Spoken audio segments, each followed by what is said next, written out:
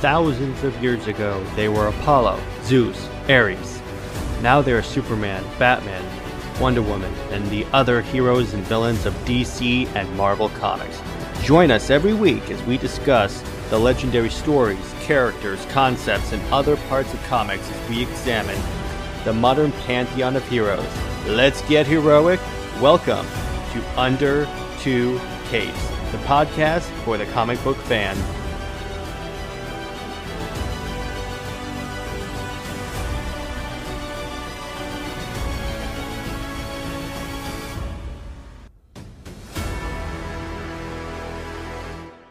Welcome to Under Two Capes, Comics Leaguers. I am Jared. And I'm Lad.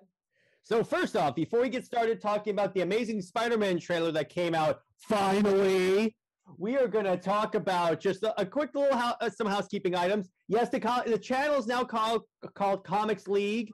We just figured that sounds better and flows better than Comics League Network. Mm-hmm. And once again, we'll work on the website. So anyway, Lad, you know what came out a couple of days ago? It was really weird. It's like all of a sudden, I'm on YouTube, and all of a sudden, Spider-Man starts trending. I can't explain it. It's almost as if the trailer for Far From Home, it's called Far From Home, right? Yeah. The trailer for Far From Home launched. No Way Home. No Way Home. No Way Home. Oh, No Way Home. Far From Home was the last one, I think. Yeah. It's almost as if the new Spider-Man trailer dropped. So anyway, So I watched this trailer obviously many times. So first we're going to give our general thoughts of the trailer. I did not expect this many Spider-Man characters to show up. Because let's do a count. Shocker, Lizard, Doc Ock, obviously, but the freaking Green Goblin. Yeah. As soon as that pumpkin ball came out, I was like, they never gave any indication about this. Yeah. Oh, also, Sandman. Mm-hmm. It's really true. What is going on? They basically are making a Sinister Six movie now? Yeah, I guess Cosmic Sinister Six or Multiversal Sinister Six or something. I'm not complaining, it's super dope. So basically what they're doing, they're adapting the storyline No Way Home. I think it's called, no, they're adapting One More Day. Seems like they're doing kind of like that. You know, I actually had an honest thought I okay. wanted to bring up about it. Go ahead. I really enjoy Spider-Man. I'm really hyped for this, but I have a problem though with it. Doctor Strange is my problem with it. Really? Why? Okay, so here's my reasoning. Like, Doctor Strange is I wish he almost wasn't in the movie. Okay, and I'm gonna explain why really briefly. Hot take. Lots hot takes. Hot take here, okay? Like with Doctor Strange, I feel like he's just so OP that he really he's gonna fix the problem. Like I really kind of wish, obviously his identity's revealed and stuff like that, but I really kind of wish that this, story with all the different, versions of Spider-Man's villains was like someone created a device, and kind of like with Into the Spider-Verse, where it was like a machine that, was just purely scientific, and then they, pulled all these villains in from across the multiverse. I kind of wish they had done that instead of done it with magic, because I feel like it didn't need to be with magic, and it would be cool if it was like more of like science-based, like more Spider-Man's area, as opposed to just like magically everything just appeared. Like I feel like it would be a little bit cooler if it was more Spider-Man on his own with this type of like, all the villains showing up. Like I feel like we don't need Doctor Strange in the movie. But lad, they have to use the Force. I know. But so I understand what you're saying, but they kind of have to use Doctor Strange if they're going to basically adapt One More Day, because he's what happened, because he's who wiped everyone's mind. That's true. But yeah, it's like, I agree. I kind of agree with you that it's in a Spider-Man story. It almost makes no sense to have like a ridiculously overpowered character like Doctor Strange. I mean, Iron Man was okay because he's not as overpowered as Doctor Strange, but Strange, who can wipe everyone's mind globally. I'm like, okay, I got you. Yeah. And like so did you take it that everyone's minds are kind of wiped now from what he did? Like, or did that work or not? What I think would happen is that the spell, because Doctor Strange couldn't focus because Peter wouldn't shut up, I think what happened is when the spell ended, they got teleported into another world, which accounts for the Tobey Maguire villains. Yeah.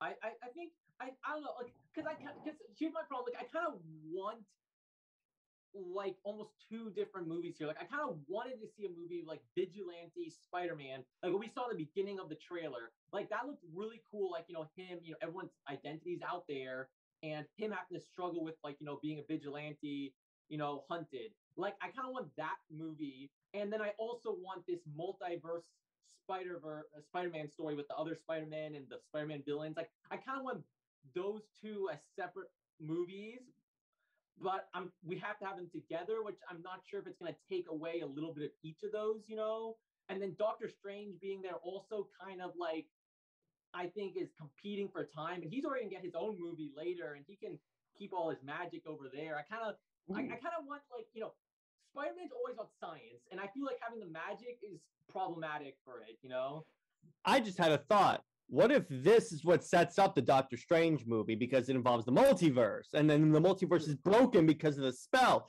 This is going to be the post-credit scene of the Spider-Man movie. I'm calling it. This is the Jared prediction. Jared prediction up. As we know, I was right about pretty much everything I predicted in Mando, except that the Clone Rebellion would begin at the end of it, but it makes sense why it didn't. I was right about Captain Rex. But anyway, yeah, I agree with you to a degree.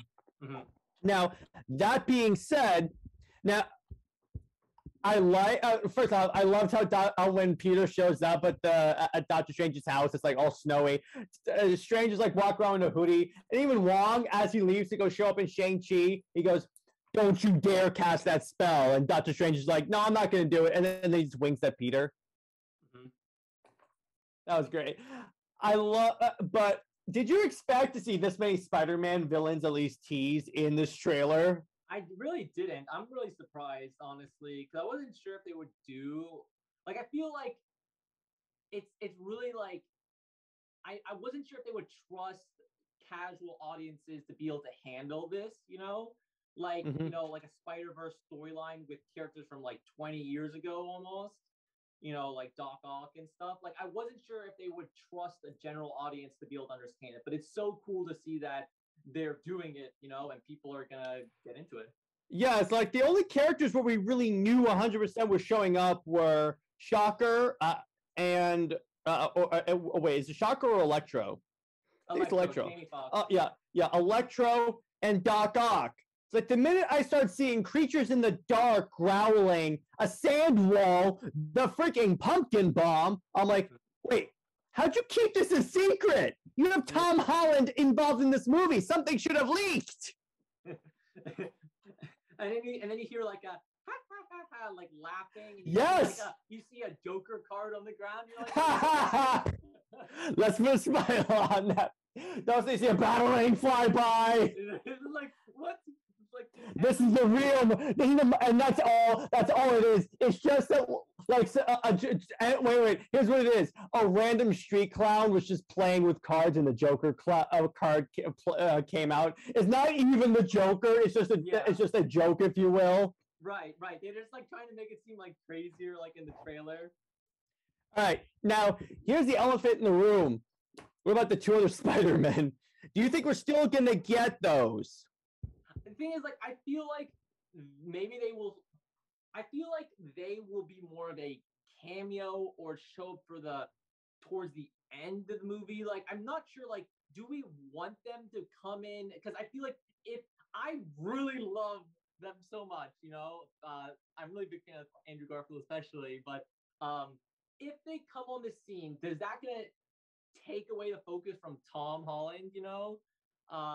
I agree with you 100% that I think it's going to be a last battle thing. Like, it's going to be essentially like On Your Left, Except Doctor Strange is going to leave for like a second near the end of the movie. He's going to go round up the Spider-Man, if you will, and then the other two are going to show up. Wouldn't it be amazing? Wait, if Emma Stone showed up as Spider-Gwen? That'd be really cool. People want that. Then and then we also have like Michael B. Jordan as Miles Morales, which, by the way, let's think about that first. Wait, actually, here's the thing. Isn't Miles supposed to be younger than Peter? Yeah, that's the thing, yeah. So, because I was about to say, and also, we already had Michael B. Jordan. He was Killmonger. Oh, true. The point is, it's like, it would be cool if they actually pulled a full Spider-Verse and they had, like, not just those two Spider-Man, but, yeah, Spider-Woman, Arachnid Kid Arachnid. That's kind of Miles' name before they call him Spider-Man, because that makes no sense. That's true. But yeah, I think it's going to be a last battle thing, and that's going to be it. I think most of the movie is going to be Tom Holland, and then it's going to go to the other, and then the other two are going to show up. What do you think about the black suit? Cool. It briefly showed up. Briefly. The gold outlining and stuff. Now, do you think that's a symbiote, or is that just a magic suit? I think it's just a magic suit. Yeah, I think so. You see, but that's not your problem here. Is that like I kind of like Spider-Man? Just use your own abilities. You don't need to use the magic in it. Like keep like all the symbiote's not magic. Witchcraft and wizardry and Harry Potter stuff can stay with Doctor Strange in his movie. Here's the next cameo. An owl flies by, and all of a sudden you hear dun dun dun dun dun. It drops off a letter and says, "You're a wizard, Peter." Oh my. Yeah, that would be so great. I just hope that it doesn't like that. It just Spider-Man still like doesn't get too like he can rely on his own abilities. Like not just. I think he can because we think about it. Doctor Strange was not in the trailer that much. Mm-hmm. A lot of the big stuff is being done by Peter, so I really think Doctor Strange is going to be essentially like Iron Man was in Spider-Man 1, in that he shows up occasionally, but it's still a Peter Parker story. Mm-hmm. Yes.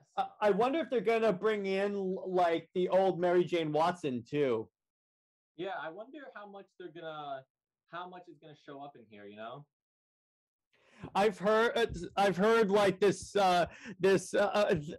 I've been looking at YouTube comments, and people are saying, now remember that scene in Spider-Man 3 when he goes to fight Sandman and Venom, and he's in his apartment, and he lifts up that case that has the suit, and then you hear the theme song in the background.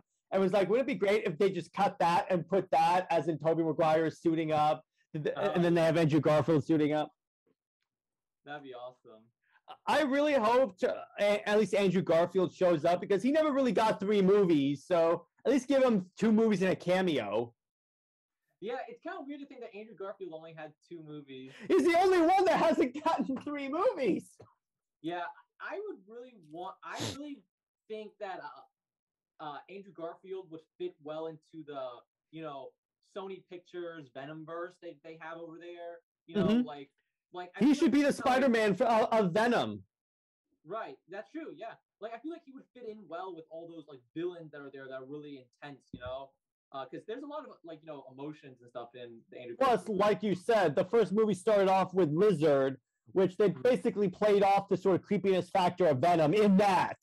Right. Yeah. Lizard was really creepy. I didn't think he was to be that scary, but he's really scary. I did like what they did with Kurt Connors. I thought that was really cool. But he's showing up too. I know. In the darkness, it was like when the train was playing, and all of a sudden he's in a dark like sewer drain. Then I hear a creature growling. I was like, oh, because I had just watched Amazing Spider-Man 1, so I was like, oh my gosh, they're doing that now. Yeah, that is cool. By the way, speaking of Andrew Garfield, wasn't his origin like what his parents did? Basically, the story of Ultimate Spider-Man. Ultimate Spider-Man, yeah. Like, and his parents were like spies or something like that. Right. Yes, it was something like that. They were spies, or they were stealing information from Oscorp, and then Oscorp had them taken out. Of course, because it's Oscorp. Yeah. Yeah. So So yeah, it's all in all, I am so freaking hyped for this movie. Of the Marvel movies, it's this, Eternals, Shang-Chi. Because the Eternals trailer came out live. Have you watched the Eternals trailer? Yes, Eternals was really cool. That was really. Icarus is Superman. It did? No, I mean, Icarus, the main guy in the trailer, is basically Superman. He's shooting eye lasers at people. That's true. Yeah, I guess he was doing the eye lasers, wasn't he? Dude, this movie actually looks really cool. Yeah. And they finally explained why they didn't do anything when Thanos showed up. Yeah. I kind of like that idea, and also explain some of the other things, like, well, why didn't they do this, that, right? You know? Yeah. It's just, so yeah, it's that. So it's Spider-Man, Eternals, and then Shang-Chi. Because Shang-Chi, I really feel indifferent about. The trailers really that I've seen haven't really like hyped me up that much. Probably because Shang-Chi isn't really that much. I don't think Shang-Chi is going to make the normal Marvel like box office because it's not a recognizable character. What Kevin Feige's doing, I get he wants to bring in more characters that aren't recognizable, and I get the whole, well, Iron Man was not well known, but when you build a universe that's actually built around Iron Man, Captain America, and all those others, it's like I'm not sure it's going to work out. Okay. So is that a Jared prediction then? That's a Jared prediction, yes, and I actually have I have statistical data to back me up. Let's see, guys, guys and By the way, also, Anthony Mackie has signed on officially for Captain America 4. All right. Yes. Let's go. Winged Cap, baby. He's gonna be so cool to see him as Cap.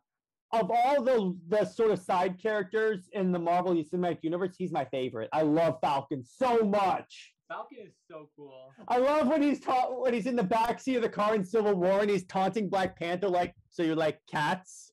Yeah. Oh wait, I love this. Can you move your seat up? No. I love where he hits Spider-Man with Red Wing, and then Winter Soldier's like, you couldn't have done that in the beginning, and then Falcon's like, I hate you. Yeah. Where do you think we're going to see Winter Soldier go from here, you know? By the way, I have a theory, and I said this in the yesterday when I did the what if. I think he's gonna one of the what ifs, maybe in season 2, will be him as Captain America. You think so? Oh, in the what if? In the what if, and I think at some point, I mean, it would be cool if Sam passes the shield to Bucky, but really, I think that right now, Barnes is going to spend a lot of time trying to make up for his past as the Winter Soldier. He started that in Falcon Winter Soldier, but I think he's got a lot more time to like make a lot of stuff to make up for, because in the comics when he became Cap, he already had a previous redemption arc before he became Cap. Oh, really? So he kind of has to go through a little bit more before he's like, to quote Thor, worthy of the shield. Right. And then in terms of Thor, I think Thor is just going to be in the Guardians of the Galaxy now, which I'm happy for. I love that. It's delightful. Yeah, he's good. I'm looking forward to Thor Love and Thunder because he's fighting Gore the God Butcher. And in the comics, do you know what happened when Gore the God Butcher fought Thor? No, what happened? That was when Thor became unworthy of Mjolnir. He lost or something? What happened?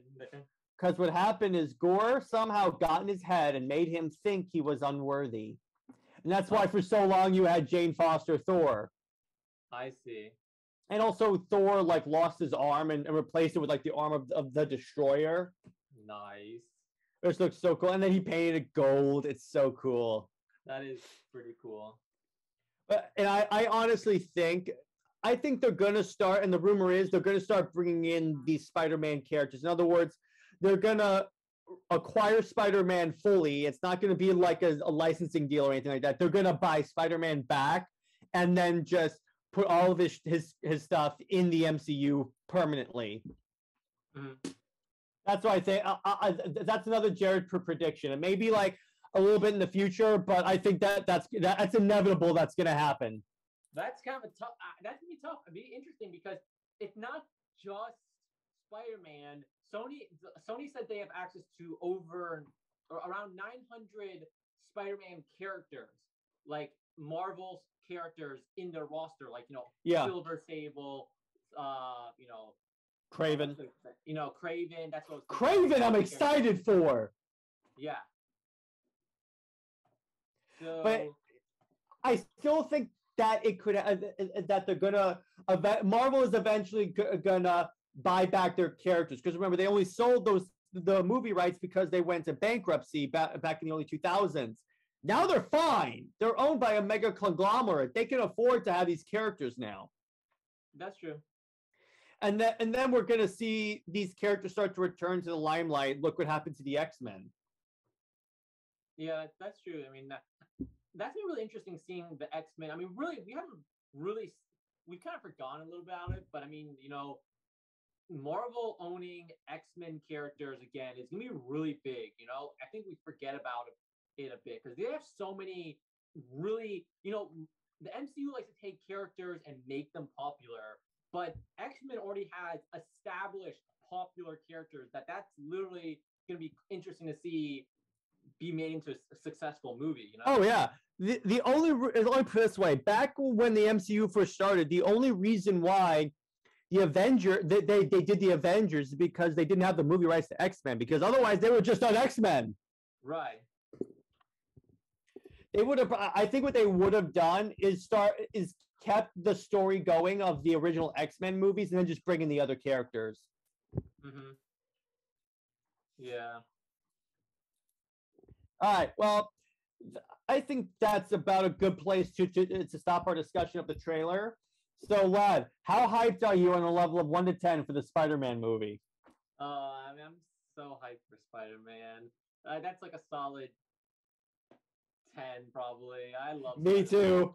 Me too. I am so. Spider-Man is up there. It's one of my favorites, particularly this iteration of Spider-Man. I really like Andrew Garfield as Spider-Man. I think he does a great job. I personally, of the three, Tom Holland, I told you. Yeah. But of the two, let me put it this way: I liked Andrew Garfield more than Tobey Maguire. No. Because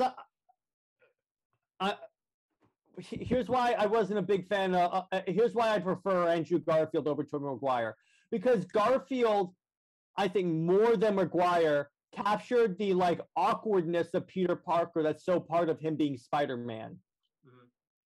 Because you see him with when he's talking to Gwen Stacy, he can barely talk. He's stuttering every sentence like this. Yeah, that's a good point. So yeah, but of the two, which one do you like more, Tom Holland or Andrew Garfield? Me, I'm a little partial to Tom Holland because he has interacted with the Avengers. Yeah, that's a tough one to say, and I really want to actually watch the Tobey Maguire movies because those look really good, and Wait, you haven't watched them?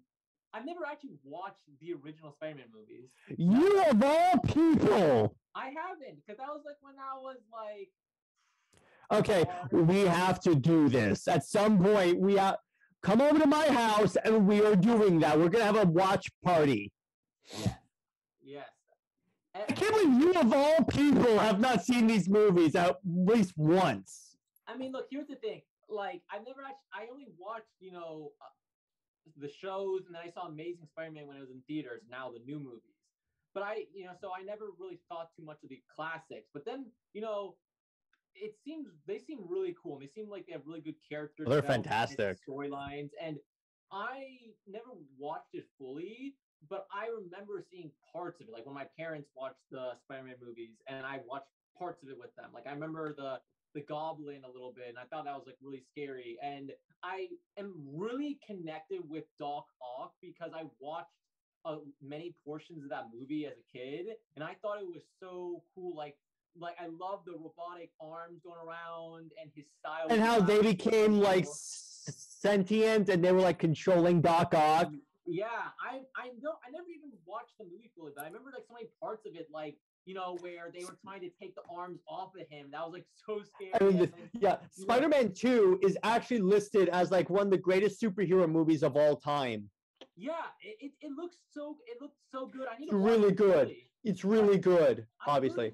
I loved seeing Doc Ock. Doc Ock looked so cool. And now he had like that redemption at the end, and I loved that so much as a kid. And I was like really connected to that specific Doc Ock. And I really enjoyed that, and it stuck with me. And I really like Doc Ock as a character, like Superior Spider-Man and stuff, because of that movie. And now seeing him return, Alfred Molina in. So cool. Let's talk about that for a second. That was so cool, dude. Like that. I was like, yes. For me personally, that's like a big thing because I'm like emotionally connected to his version of Doc Ock, and to see that return is really cool. Really good. He's the only reason why I care about Doc Ock. Mm-hmm. I love it so much. I think Doc Ock is Spider-Man's Mr. Freeze, in that he has that type of a tragic backstory. Yeah. So yeah, I loved his version of Doc Ock, and oh my gosh, that's another reason why I got kind of emotional in the trailer, because I grew up on those 3 movies, the original Sam Raimi Spider-Man movies. I may be dating myself, but hell with it. But now my question is, if you watch Spider-Man 3, after watching the crappy Venom, will you watch the good Venom? Oh, maybe. Because trust me, the Venom movie is not rated R. It's PG-13. Nothing really bad happens that you would be upset by. Permanently scarred by. Let me put it to you this way: if you could handle Amazing Spider-Man 1, you can handle this. Yeah, I'd probably check it out. Let me put it this way: Venom is one of the movies, but although on my tangent, I did this in like one of the very early episodes of the podcast when I talked about Venom. I think there was a big mistake making that movie R. PG-13. They could have made it R and still made a lot of money. Because Venom is like Wolverine and Deadpool. You really can't really capture what the characters are if they're rated PG-13. Yeah, I mean. But yeah, please watch the good Venom, because after that, I have to show you the cool version. Right. Yeah, I think you're right. Oh, sorry. What were you gonna say before I cut you off? No. I was just thinking that, like, Venom definitely seems a lot cooler. Maybe if it was R, but we'll see. Yeah, and then that's another one I'm looking forward to. Let there be carnage, baby. That's really interesting. That's gonna be scary. And I wonder if they're gonna have like a massive symbiote battle. In other words, like, because they tease other symbiotes in the movie. Yeah. All right, so we're gonna transition on. By the way, for me, the hype level is like an 11, pretty much, for this movie. So we are going to transition. This was an idea of Lad's. So a couple of episodes ago, we did one in our X-Men show on in the YouTube channel. We did an episode on like the most unusual mutant powers. So Lad said, hey, let's do this, but generally for like general superpower, general Marvel and DC superheroes. So I have this list from Listverse. I'm going to share my screen. All right, Lad, can you see my screen? Let's see. Yes, we are live. All right. So these are the 10 comic book characters with weird superpowers. Number 10, Jamie Madrox, the Multiple Man, which all he does is he duplicates himself by absorbing kinetic energy. Interesting. He was in X-Men 3. Oh, really? Yeah, he was the dude that, let's see, I'm trying to, remember when they breached the armored truck to, like, get Mystique out? And that dude that they freed before Juggernaut? That was Multiple Man. Oh, I see. The Clock King. He has no superpowers except for his uncanny ability to perceive and manage time. So he has excellent time management skills. That's a useful ability. While being known to use highly advanced clock-inspired weaponry in his crimes, Clock King's real strength lies in sensing patterns and the temporal plane, For example, he's so adept at remembering train schedules that he was able to plan a perfect escape from a robbery by leaping off a bridge onto a moving train. Wow, that is actually really cool. Penance. Oh boy. A superhero formerly known as Speedball, Robbie Baldwin is known as Penance and is one of the most masochistic characters in comics. So you see his suit, lad? Yeah. His powers are only activated when he's in pain, so that suit is covered with inward-facing spikes.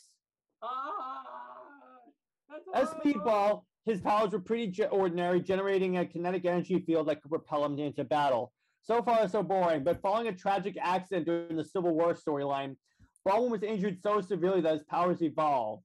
As Penance, Baldwin can only use his powers when he's in physical duress, meaning excruciating pain.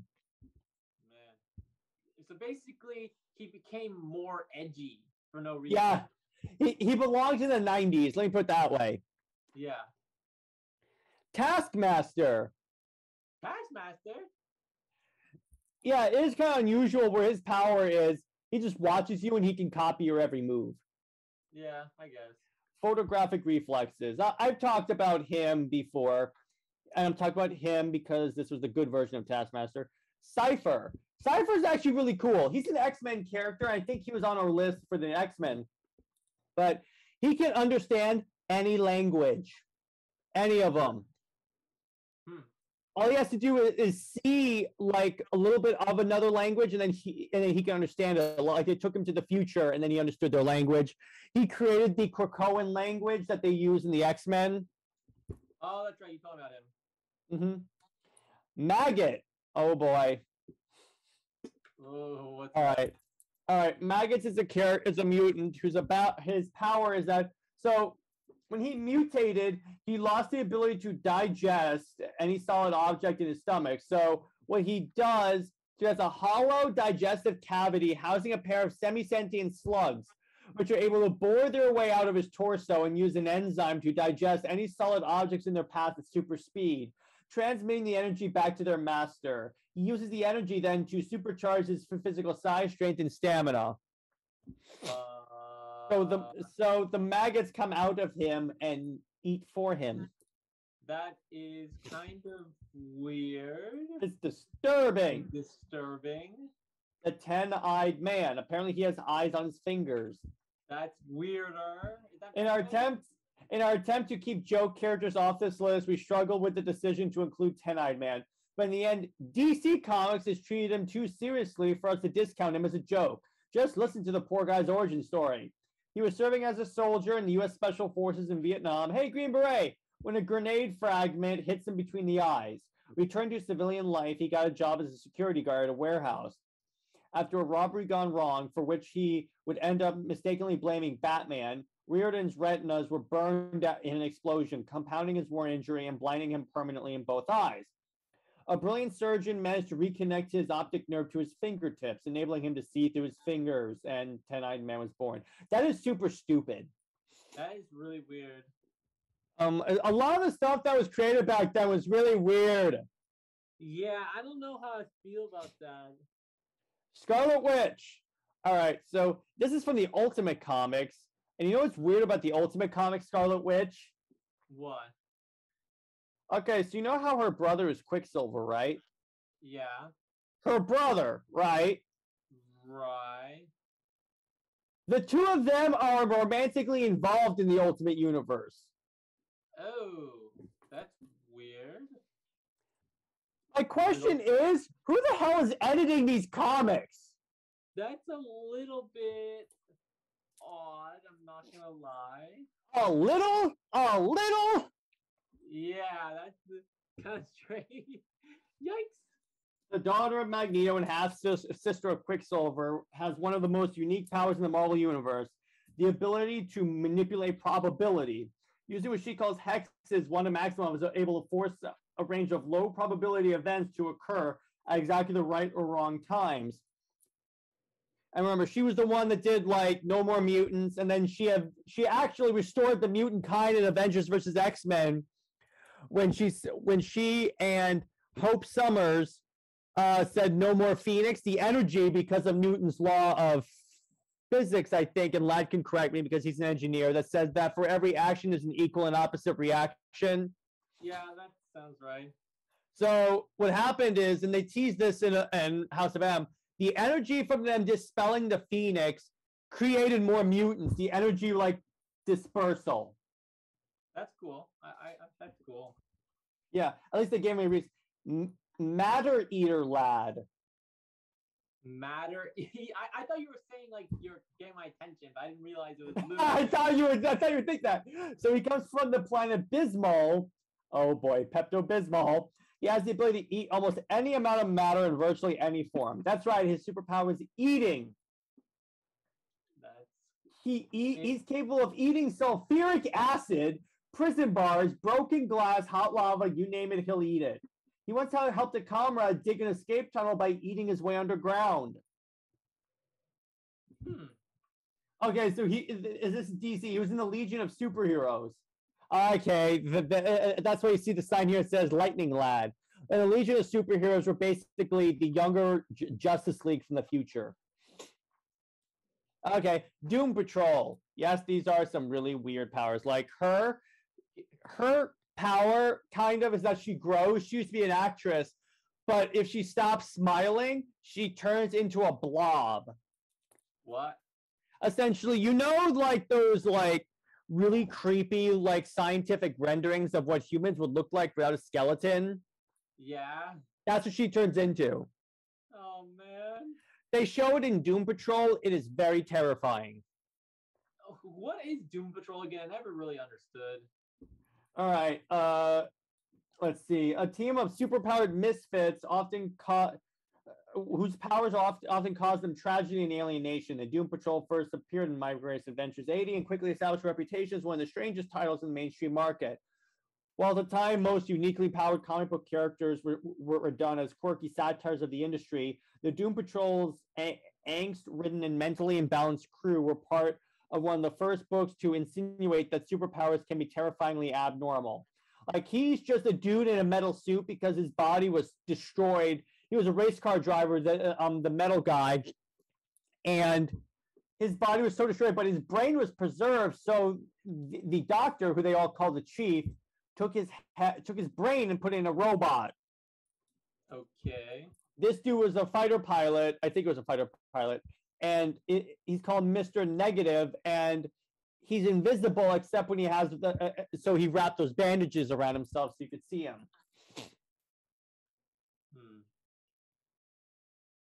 Let's see. We have. So far, which has been your favorite, like, of these? What, these weird? Gotta be Matter Eater Lad. He can eat anything.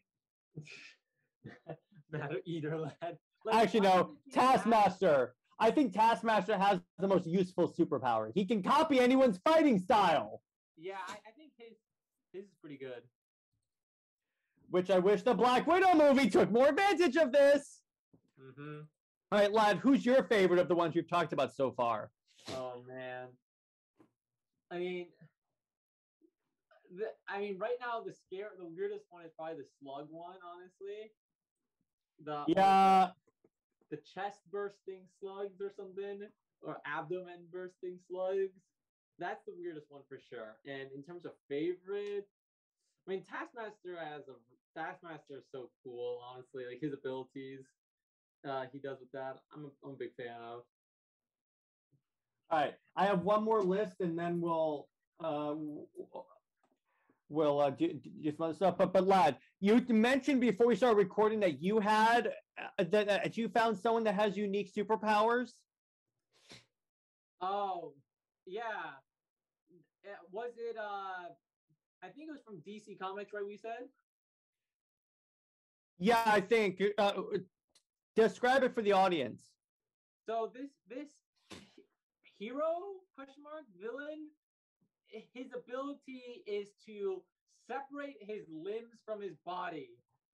Really kind of weird. Yeah, it's TDK from Suicide Squad, basically, and he's a villain. That was an interesting one. I did not suspect that being a thing. Mm-hmm. All right, so now we're going DC Comics, the 20 greatest superpowers and characters they belong to. Enhanced senses, Aquaman.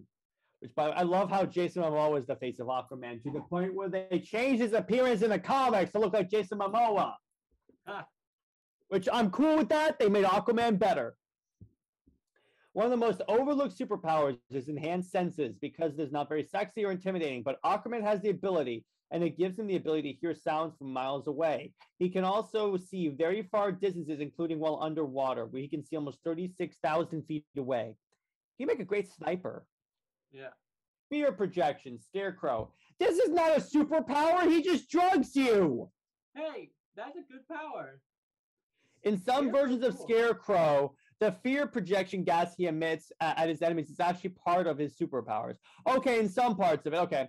Christopher Nolan did a wonderful job of portraying the terror that a person endures when Scarecrow unleashes this gas on them. A lot. Have you seen Batman Begins? I think I've seen parts of it. I've never seen the whole thing. He's the villain in Batman Begins, kind of, Yeah, and then turns into Ra's al Ghul. Yeah. It can be disable even the toughest of superheroes as they battle their own villains.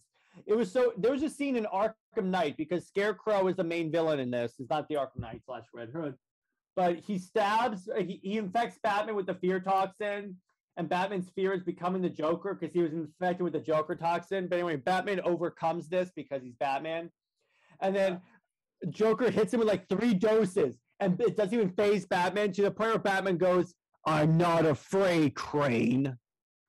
Really? It's one of the coolest cutscenes in the game, and I would encourage you to find it on YouTube. It is so dope. Yeah, that sounds pretty cool. Super intelligence, Batman. Oh my gosh, he doesn't have superpowers. It should be super richness. I love this. I love this. Batman does not have a single superpower. He has money, lots of it. That's a good point, honestly. I mean, being intelligent is a superpower, okay? I guess. After the death of his parents, he inherited the Wayne Manor and all the family assets. And instead of wasting it, he used it to help educate himself and become one of the toughest superheroes in crime fighting ever. I guess I can see that. Size alteration, the Atom. Yeah, that is a pretty dope superpower. Yeah, the Atom is basically DC's Ant-Man. Mm-hmm. Flight, Green Lantern. Instead of flight, how about the ability to like manifest whatever is in your mind with a magic power ring? That's not that cool. They pick like the word flight, Superman. What are you doing? Speaking of Superman, X-ray vision. That could be really useful, honestly. Yeah. What's cool is in Deceased. So basically, the way the zombie virus is spread is on the internet. You have to look at a screen, and then you're exposed to the anti-life equation. What Superman does to make sure he won't get infected, he keeps his vision perpetually in X-ray vision, so he can't see any screens. Oh, that's interesting. Yeah, I'm like, thank you, Tom Taylor, for actually explaining that. And I'm not being sarcastic at all because not a lot of writers would do that. Right. Transformation, Beast Boy. Yeah, that's pretty dope. Yeah. In fact, in Titans, he can only turn into a tiger, and he's trying to learn how to turn into other animals. Oh, really? He can only do one animal so far? So far, yeah. Immortality, Necron. Necron is basically the embodiment of the Black Lantern rings. You know how the Green Lanterns have that ion whale? Yeah. And the Sinestro Corps Parallax? He's that being. He's the one that like started Blackest Night. Oh, okay, I see. Invulnerability, the Spectre. Why are you picking the Spectre? What is the Spectre's ability? All right. Well, he's a personification of God's wrath. I see. Interesting. So he judges people and then kills them. He's invulnerable. In fact, a lot of different characters have been the Spectre, like Hal Jordan after he died and after becoming Parallax. Oh, really? Yeah, he's empowered with omnipotence and immortality. Well, he better be omnipotent because he's personification of God's wrath. I'm sorry, go ahead. Wait, I have a question. Do you know if Green Arrow's ever been Spectre in the comics, or is that just an Arrowverse thing? The only time I've ever seen it was in the DC comics on the DC Universe game. Really? Because there's this one point where Spectre goes into Green Arrow, Green Lantern, and then us. Mm-hmm. So basically, we get to play as the Spectre against a horde of enemies, and it is so much fun just smashing people. I see. Yeah. Let me see. You go ahead and look that up real quick. If Green Lantern has ever become, it doesn't seem to be. It seems to be just like a new thing they did for the Arrowverse, but. All right, Biofission, Enchantress. What is this? Enchantress deserves her own movie on her own because she's one of the most interesting DC Comics characters of all time. Not true. Her story is dark, and given an origin story, would be amazing. Oh, her ability to duplicate herself. She can do that? Maybe. They never showed that in the movie. She just teleported. Yeah, the movie wasn't necessarily the best one for CGI. Yeah. Quantum field manipulation, Captain Atom. Okay. He allows him to use his metal skin to absorb unlimited amounts of energy and then manipulate it as a tool he can use that is limited only by his own personal imagination. In other words, he can alter a person's reality by warping the fabric of the world. Man, that guy's powerful. That's pretty OP, honestly. That's kind of funny. We never see this. All we know him is the guy that if you breach his suit, he explodes like a nuclear bomb. Yeah, like you poke him and he just boom. It's like when they finally do the Marvel versus DC like event. Remember like Avengers when Tony Stark is constantly hitting Bruce Banner with the shock stick? Yeah. It's like he keeps doing that to Captain Atom, and then Deadpool throws a bunch of thumbtacks at him. Yeah, that'll do the trick. A live Flash character, mind control, Gorilla Grodd. Yes, Gorilla Grodd. So yeah, I like that. He has the ability to control your mind. That's interesting. A lot of supervillains have that power. Invisibility, Martian Manhunter. I forgot about that one. Is he really invisible, or does he just shapeshift? Yeah, I'm not sure. I don't remember him having invisibility, but maybe he does have. I remember him going intangible, but I don't think he does that. He has every kid would love to have invisibility. This world. I love how they gave no examples of when he actually uses in the comics. Yeah. Elemental control, Firestorm. Yeah, Firestorm has some pretty dope powers. I'll give him that. Mm-hmm. He has the way to control any element. He can create any element if he has like the nuclear makeup. Like there was this one scene in like a Justice League comic when Amanda Waller has him make kryptonite. Real? Oh, that's true. That's really cool. Yeah. Teleportation, Dr. Fate. Yeah, that's pretty dope. I'll admit that he's basically Doctor Strange of the DC. It's to the point when, so you know how DC and Marvel had the amalgam universe? Yeah. Do you know the name of the amalgam, Doctor Strange and Dr. Fate? Do you know the name? No. Doctor Strange Fate. Really? They were really original on that one. Yeah. That's such a tough one. Superhuman strength. Shazam! Shazam! All right. That's another movie I'm excited for, by the way. Yeah, that's gonna be really cool. So it was hilarious. Yeah, the scene where he's discovering his powers and then making YouTube videos, that was great. I love that scene. I love that. Yeah. When he tries flying, he jumps up the skate park and just falls right down. Yeah, I think it's actually pretty funny, like how you would actually go about if you became a superhero. You know, like you wouldn't just be like triumphant like most movies do it, right? Yeah. And then my other favorite scene was when Freddy puts him in a box and he says he's testing invisibility, but then he all of a sudden tests fire immunity and just lights the box on fire. Yeah. That was great. I love that's one of my favorite DC movies of all time.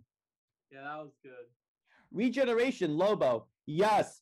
In death metal, they create an army of Lobo by making Lobo bleed, and each individual blood vessel becomes a Lobo. Yeah, he's pretty scary like that. He's supposed to be like a parody of Wolverine. I see. Omega beams, Darkseid. Yeah, that's pretty overpowered because the Omega beams can actually be whatever Darkseid wants. Like he could send you back in time, a la Batman Final Crisis. Wait, really? That's why Batman went back in time and survived the Omega beams. They retconned it that Darkseid just said, "I want to send you back in time." Oh, I thought the Omega beams were just like death lasers. They can be whatever Darkseid wants. Most of the time, they're death lasers because it's Darkseid. Yeah. Remember, if they were death lasers in the Justice League War movie, Superman gets hit by them. That's true. And remember, he wanted to capture the Kryptonian.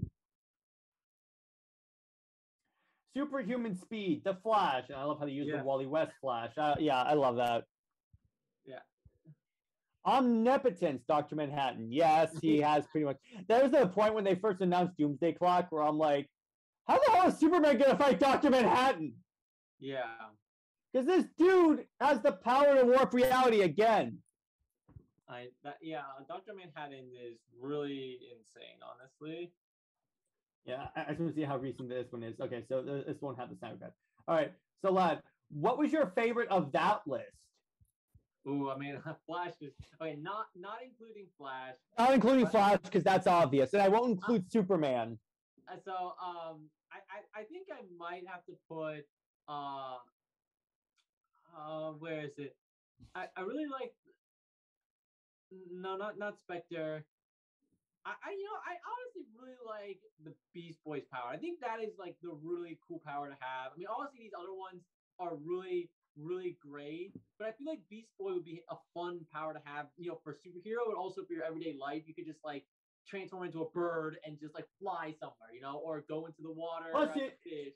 Yeah, if you want to spy on someone, you could just turn into a fly and literally be a fly on a wall. Yeah. Like I feel like Beast Boy's powers would be really, really cool, Can I show you mine? Yes, let's see it. Cash! Oh, that. I'll be Batman because I'll be rich! I'll just buy my way out of problems. That's a very good superpower. That's why Batman always beats everyone, because all their weaknesses are easily attained through money. Yeah. No. Hey, it's Batman is, his superpowers are great. But if we're not counting Batman, I'm going to tell you, I'm going to go with Firestorm's power, elemental control. I can make elements. That is really cool. I love that. I think they call it transmutation. Yeah, they do. Something like that, where he like takes a material and then he turns into another material, like an alchemist. Yeah, he's a Full Metal Alchemist. Yeah, exactly. Like that is really cool because you could like create, like you could take a chunk of steel and turn into gold or something like that, So I could essentially turn this table into gold and be rich. Yeah, Firestorm could do something like that. It's like Superman turns evil and Firestorm goes, boom, kryptonite. Yeah, exactly. Yeah, so yeah, I like that. Wait a second. I'm sorry. Go ahead. I just thought of something that I have to mention. Superman should just, he has super abilities and everything. He should just fly up into the air, fly, across the world really quick, use his X-ray vision, and find an undiscovered gold mine. Take a giant chunk of gold, go sell it to the bank or whatever, or to the gold people, and old people be rich. and then so he's not like a poor reporter Clark Kent, and he can't afford his family farm. Like that's not like stealing or anything. Like why doesn't he do that? That's actually a good point because he could he's essentially a prospector at that point, and he has those powers. Well, because here's the thing, that goes against who Superman is. He doesn't use his powers for personal gain. Just a little bit, just to take care of things. That would make him in the line with the way the Amazons see men. And remember, the whole reason why Superman and Wonder Woman works is because he's a direct refutation of the way the Amazons see the world. Batman's rich and it doesn't affect his character. Batman lies to people all the time. He has a plan to kill everyone. Yeah, but I'm just saying money never corrupted Batman. Did it? It corrupted Lex Luthor, arguably. I guess. Yeah, I mean, I feel like there would be no harm in Superman just finding some gold and just supporting his family like that, and then just not worrying about money, as a, because I know people say like, oh, he's he's Superman. He can just fly into a bank, steal the money, and no one would catch him. Well, like, okay, he does something that's not illegal and just takes some money from the ocean or like a buried treasure in the middle of the ocean and then sells it and makes some money for him to support himself. That's true. But you do bring up a good point to not use your abilities for like money or for personal gain. Yeah, because he was trained to use his powers to help everyone else. That's another thing we should have mentioned on last week's episode. The thing about Superman is that he uses his powers never for personal, because once again, that's the whole thing about Superman. He could take over the world and no one could stop him. Yeah. The only reason why Batman's ever able to stop them is because the plot requires that Batman stop Superman. Because conceivably, because I guarantee you, if Superman ever turned evil, Batman would be the first one to die. Batman? That's it. He would just kill Batman immediately because Batman always has a plan. Yeah. You take out the one, and then everyone else is, and then Batman, and then the world is Superman's. That's it. I think that Batman has a plan for that. Then, like, Superman would punch Batman, and he would say take use his hand and cut Batman's arm off. But Batman has already laced his blood vessels with kryptonite to anticipate Superman trying to rip him apart and defeat him, and so Superman dies. Batman had an interesting plan, and one of the tie-ins for Dark Knight's Metal, one of the origins for the Knights of Barbados, the one for Devastator, was Superman turns evil somehow. They never explain how Superman turns evil in this world. He kills everyone else except Batman. First off, he heat visions off Batman's arm. So he looks like he's going to kill Batman. And by the way, Batman has a kryptonite spear and everything. This was around the time of BVS. So what Batman does, speaking of blood vessels and stuff, he injects himself with the Doomsday virus and becomes Doomsday. Why would he do that? To fight Superman. And he is actually able to control it because he's Batman. And then here's a cool thing. He actually gets a new power that Doomsday does not have. He can, so you know how he can breathe kryptonite, kind of like how a dragon breathes fire. Right. So he could breathe kryptonite onto Kal-El, and he does it and kills him. That's pretty intense. Yeah. Snyder had some really interesting ideas, and by this I mean Scott Snyder, not our Lord and Savior Zack Snyder. Which once again, guarantee you the Snyderverse is coming back. Yeah. So, do you have any cool superpowers? Any other cool superpowers you want to mention, lad? I mean, cool powers. I mean, there is how many times Spider-Man's powers have changed? Like how we got organic webbing. By the way, that was only because of the Sam Raimi Spider-Man movie. Yeah. No, that's a good point. And the time he got 2 extra arms, he became Spider's Man. Mm-hmm. It's kind of funny. It's the more I read into Spider-Man's publication history, the more I'm like, why? Right. It's the weirdest stuff, particularly if you read the Clone Saga with the Jackal. It's when we were covering Spider Island and you mentioned the Jackal, I was like, oh no. Yeah, not a good thing. Not a good plan. Because that's what kept coming to my mind. Every time I see a Jackal, I just see Gwen Stacy's half-naked clone. Yeah. So what was your favorite? So do you have any other heroes that weren't on the list? All right, yeah, I kind of do. So, all right, a couple of superpowers. I'm going to do a mix from Marvel and DC. It's just a couple that I think should have been included in the power. And that's Reed Richards, Mr. Fantastic. The way he can stretch himself is that he can pretty much be invincible. And you think about it, because he can make his body super elastic, so the bullets just bounce off him. Wow. Yeah, that is true. I really like him. And then Cyborg, he can control all technology on Earth. Yeah. They showed this scene in the Snyder Cut where he's controlling nuclear missiles. Mm-hmm. I can't believe he wasn't on this list. Yeah, I know. And then you have Professor X, who in the X-Men movies can freeze people with his mind. Yeah, that I really like that one too. I mean, that's a good one. And going back into the immortality thing, we also have Wolverine. Wolverine is really cool, and with his enhancements, he's even better.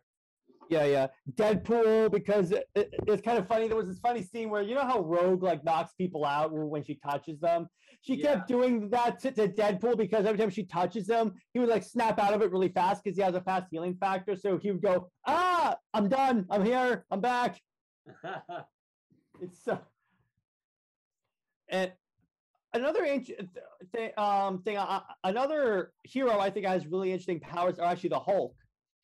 Because when you think about it, so in World War Hulk, and this is where the World Breaker Hulk comes from, he got so mad that when he took a step, it caused an earthquake that was felt the other side of the world. That's pretty intense. You're right. Hulk is really cool because it's not just that he's strong. He also has that factor in him as he gets angrier, he gets stronger. So if you explore that limit there, you know, they've done. Limit, how angry can he get? And Red Hulk, because the Red Hulk, the angrier he gets, the hotter he gets. And what I mean by that is his temperature actually rises. So he can like walk through things and it would melt.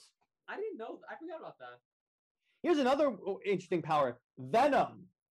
Because remember, there was a scene in Donny Cates' Venom run, which I think I showed Lad, but I covered it. So Venom basically grabbed a bunch of guns and integrated them into the suit and became this war machine Venom. Yeah, that's really nice. Yeah, I'm gonna see if I can find that picture because it's so cool. Because when I think of Venom, I think of adaptability. Mm-hmm. Venom with guns. Let me see where was this? Because let me see. It was Donny Cates. I know they even did a scene like that in the Ultimate Spider-Man TV show where Venom, Flash Thompson in the Venom suit, like absorbed like rocket launchers and ammunition. That's what it is. Cool launchers. Yeah, you found it? No, I mean that's basically that concept. Yeah. I think they adapted that from there. Yeah, I can't find it, but yeah, it is. I think Venom's another character that gets really slept on. Mm-hmm. Yeah, Venom is multi-layered character that's really cool. And it's like he was so cool that they almost, I guess they made him a hero more now, you know, anti-hero type character because he's just so cool that they decided to make him that.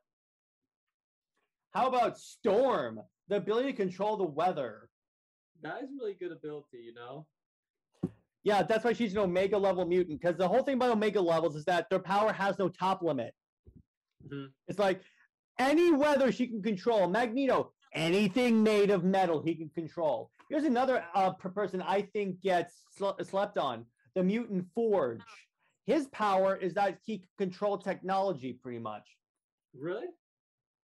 Technological manipulation. And then how about Hope Summers? Her power is that she can imitate nearby mutants, but she can also enhance nearby mutants. That's kind of cool. That's why she's one of the 5 in Jonathan Hickman's X-Men run who basically allows for the resurrection protocol thing to work. Yeah. She enhances all their other powers. Oh. And there's a scene where Cyclops is being an ass to her, so she blasts him with his own eye beams. That's a cool power. Here's another one. The Phoenix. The Phoenix is the personification of the of like life and death. Oh. That's pretty intense. I'm like, oh, geez. And how about reality manipulation? The biggest like writer cop-out I think ever. They'll just say, oh, don't worry, Mr. Fantastic's son can like read you reality. Which, here's the thing, how the hell, so Reed and Sue, her power is she turns invisible and has force fields, and his power is he's stretchy. How the hell do you get power manipulation? I mean, reality manipulation. I don't understand this. Because I don't know. I mean, you saw The Incredibles. How did the power set just work like that? I know that doesn't make sense. I'm like, what the hell, man? How about here's another one I think has really dope powers. Emma Frost, because she has two powers. She's a telepath, so we have that. But she can turn her skin into indestructible diamonds. That's really cool. Honestly, that's an OP power. Kind of indestructible, because there was this one time she was fighting a Celestial, and the Celestial blasted her arm off. Oh, really? She kept from bleeding out because she remained in diamond form. And then remember, she can't use her mutant power, her telepath powers while in diamond form. So she went to Namor. Namor, hold my arm. And then Namor's like, oh, don't mind if I do. And then Emma Frost is like, not affectionately, you idiot, just to stop the bleeding so I can mind control these people. Yeah. Yeah, it's one of the many reasons why Namor annoys the hell out of me as a character. He's constantly trying to sleep with everyone else's women. I'm like, what the hell? Namor. Oh, boy. I'm like, that's why he's not Aquaman. That's why Aquaman is better. Aquaman is Mera. Find yourself a Mera, bro. Yeah. There was a scene, by the way, in the Illuminati comics where they're all talking about their women. And what's kind of funny is that Namor is giving Reed Richards relationship advice. Oh, really? And he goes, listen, you keep your wife cooped up in this tower. She's going to leave you. Here's how you know this woman loves you. She stays with you when she could be with me. That's what he says. Wow.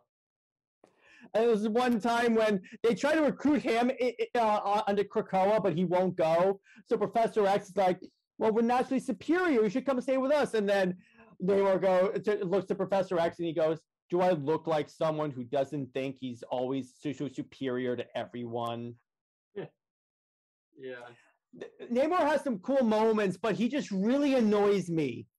I want to like him, but I just can't. Yeah, he's a bit annoying. Plus, I call him like a vanilla Aquaman, because at least Aquaman has cooler powers, I think. Yeah, Aquaman has really cool power sets, you know. Speaking of Aquaman, Mera.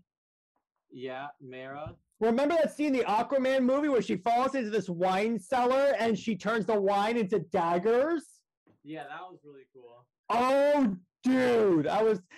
My dad and I are looking at each other as we're watching the movie because we watched it again recently. And he and I were like, that is dope. Yeah.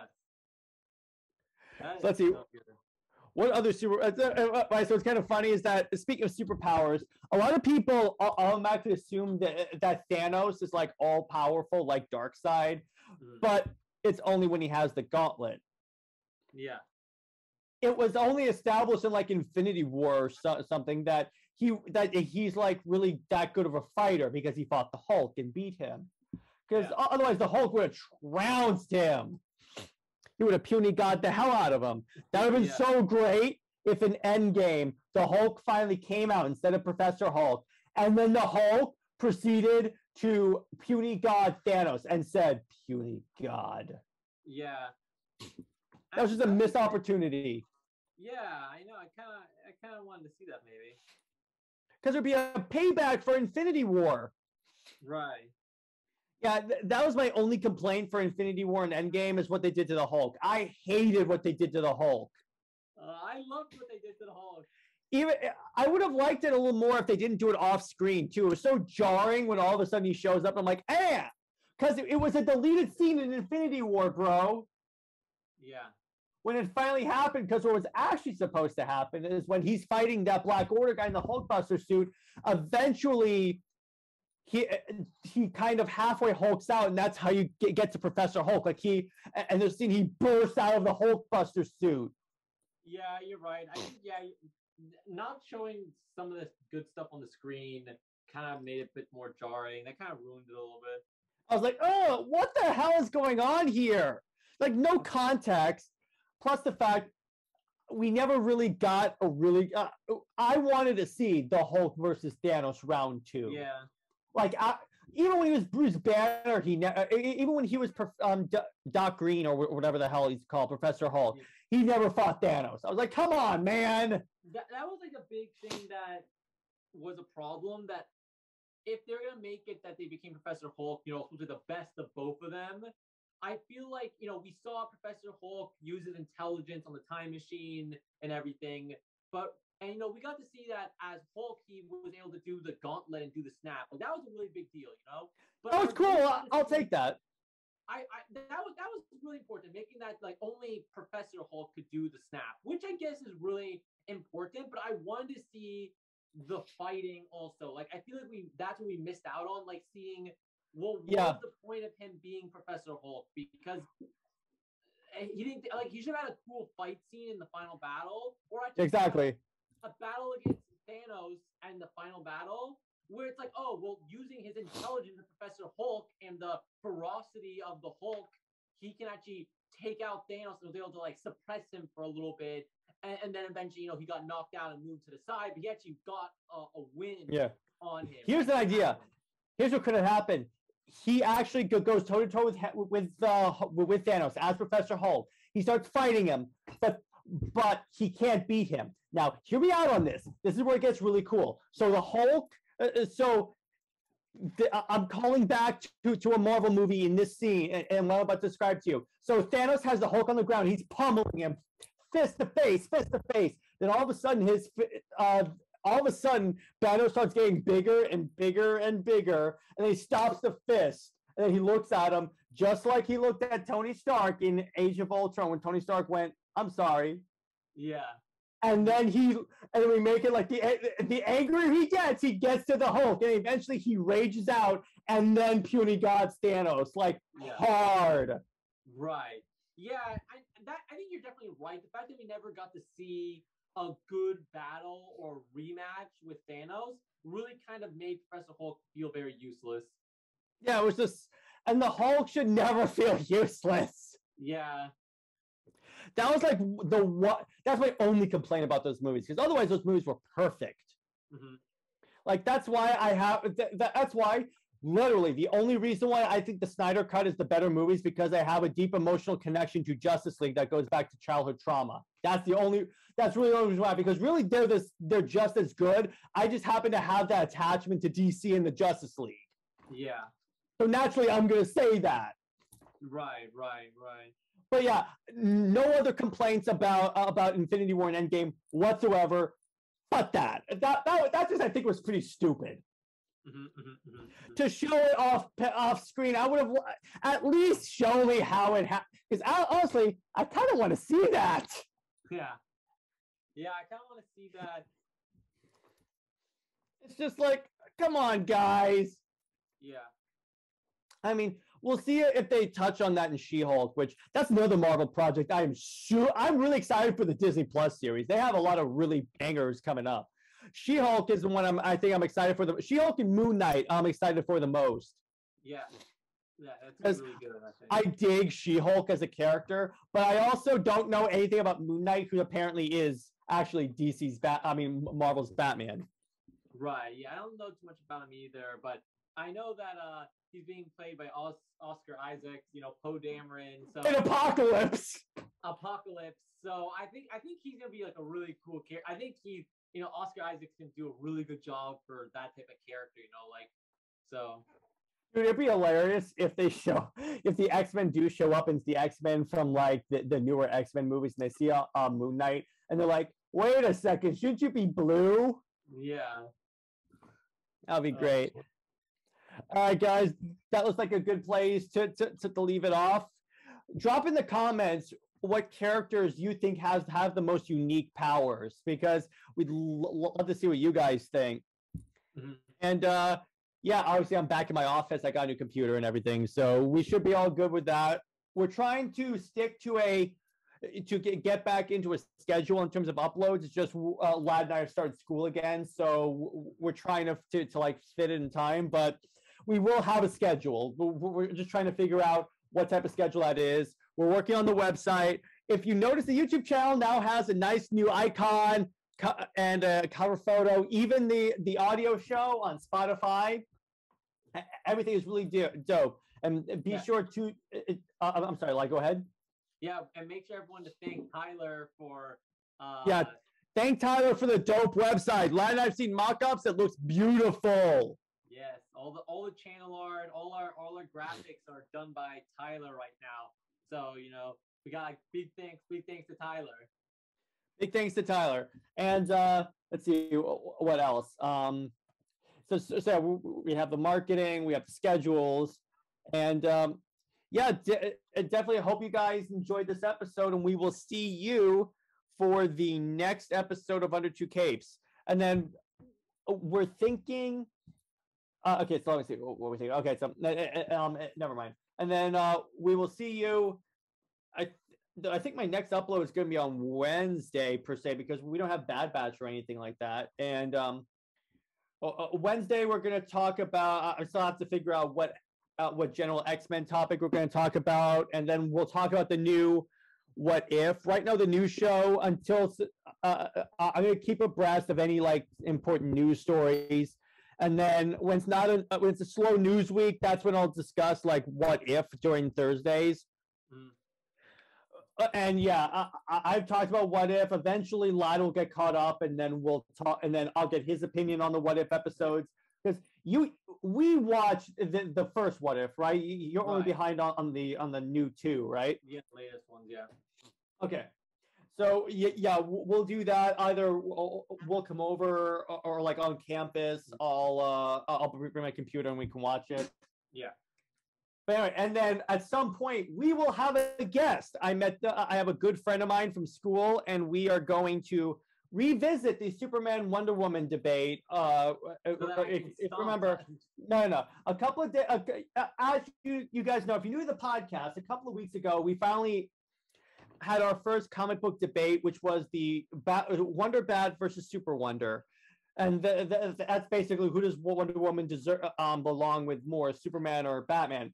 So anyway, when we did that, I was outnumbered. But now, Lad will be outnumbered, because the friend I'm bringing on backs me up. So I'm like, hell yeah. Finally, a challenge. Yeah, so we'll get her on. She'll talk about it. She'll back me up on this. She actually said, I can't believe anyone would take Batman for Wonder Woman. It makes no sense. And I'm glad that I'll be able to challenge Jared again and bring him over to my side of the table, hopefully. Oh no, there's no way. You're never going to convince me that Batman's a better match for Wonder Woman.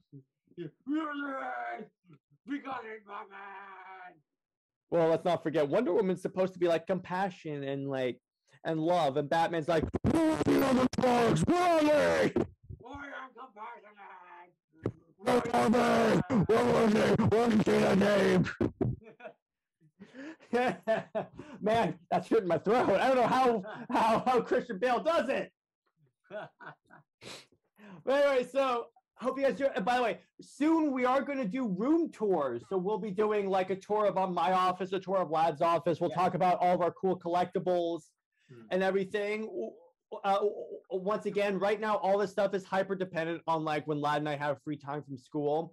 But we're working on having times when we can do a lot of cool stuff with you guys. We'll do vlogs and stuff. Like if we go to conventions, we'll do vlogs. And then we have a lot of really fun stuff planned for you guys on the YouTube channel and on the audio. So it's going to be a good time for content. Yeah. And we'll once again thank you guys for listening, because otherwise we can't do this if no one else listens. And that's about it. Oh, by the way, I was thinking about doing like we are gonna at some point we'll start doing like let's plays where we play Injustice and upload it, and you can watch me completely destroy Lad and Tyler at Injustice. Yeah. I'll be playing as Wonder Woman the whole time, and they cannot beat me. Yeah. No one has been able to beat me as Wonder Woman of all my friends. Yeah, he stomps. Yeah, what's interesting, I don't think I've ever lost as Wonder Woman either. I'm trying to think, because I played the single-player storyline, and I completely destroyed that. But that's because I set it on easy. But still, it was kind of funny. What I did a couple of years ago, I did. Well, I set the game to the hardest difficulty and played it as a skirmish match with Wonder Woman against Darkseid. I still won. Really? So apparently, I'm good with Wonder Woman. Yeah, I guess so. I don't understand this. Somehow, you know what it is? Once again, I'm going to say this because when they did the Wonder Woman movie, they had a promotion where you would unlock her gear, and you had to get her to a specific level to unlock everything. So I was just grinding as Wonder Woman constantly. I see. So that probably explains it. Oh, by the way, we will be doing an episode reviewing the new Black Panther DLC for Avengers, which is amazing. Black Panther is so much fun to play as. I love that. He's gonna. I'm putting him in the rotation as my regular characters. Mm-hmm. Right. Yeah, I was actually reading. I believe today is actually like the 1-year anniversary of Chadwick's death. So people are doing a little memoriam for him online, and it's also we got the release of the Star-Lord, T'Challa, and the Black Panther DLC. So it's kind of like all a little bit of stuff going on with. Which I will say, he was great. It was his voice. It was everything. It was amazing. Yeah. All right, guys. Have a good rest of your weekend, and we will see you next week for. I think we're starting the week with X-Men, and I'll try and have my guest on as soon as possible. And all right, stay heroic, everyone. Bye bye. See ya.